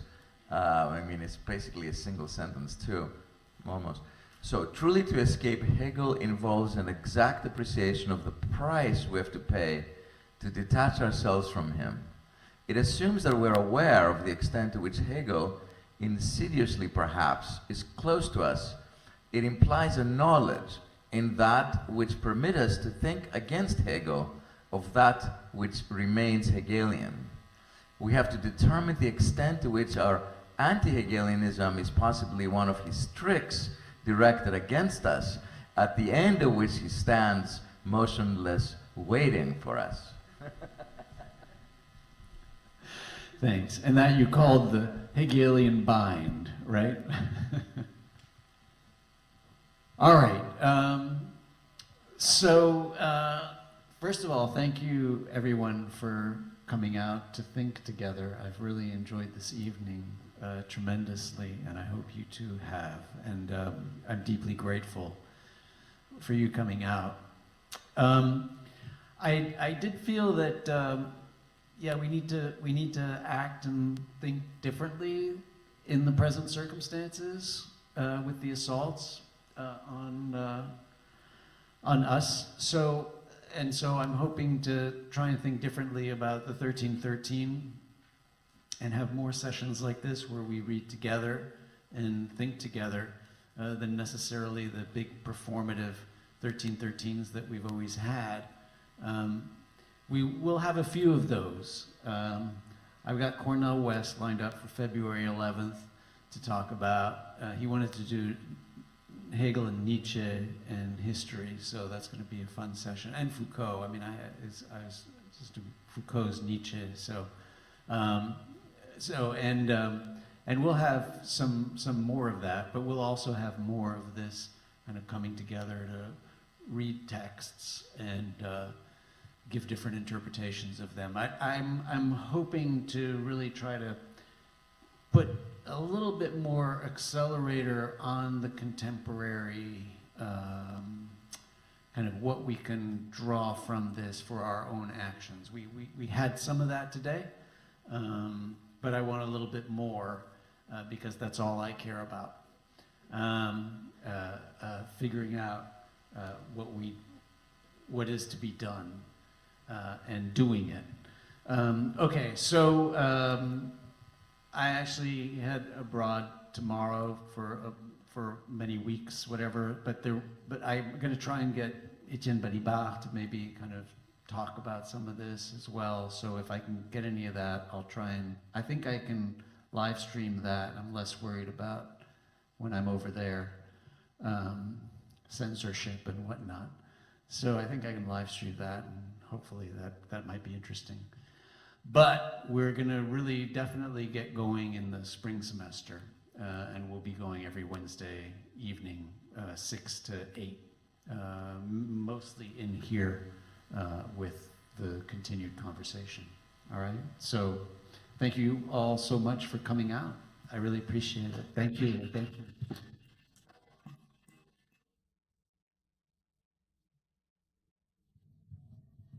And I'm going to go have a beer across the street. So, yeah, and there's announcements. Hold on. Speaking of movements, I want to address all of you with the following. There is, as you probably know, there is a food pantry on campus.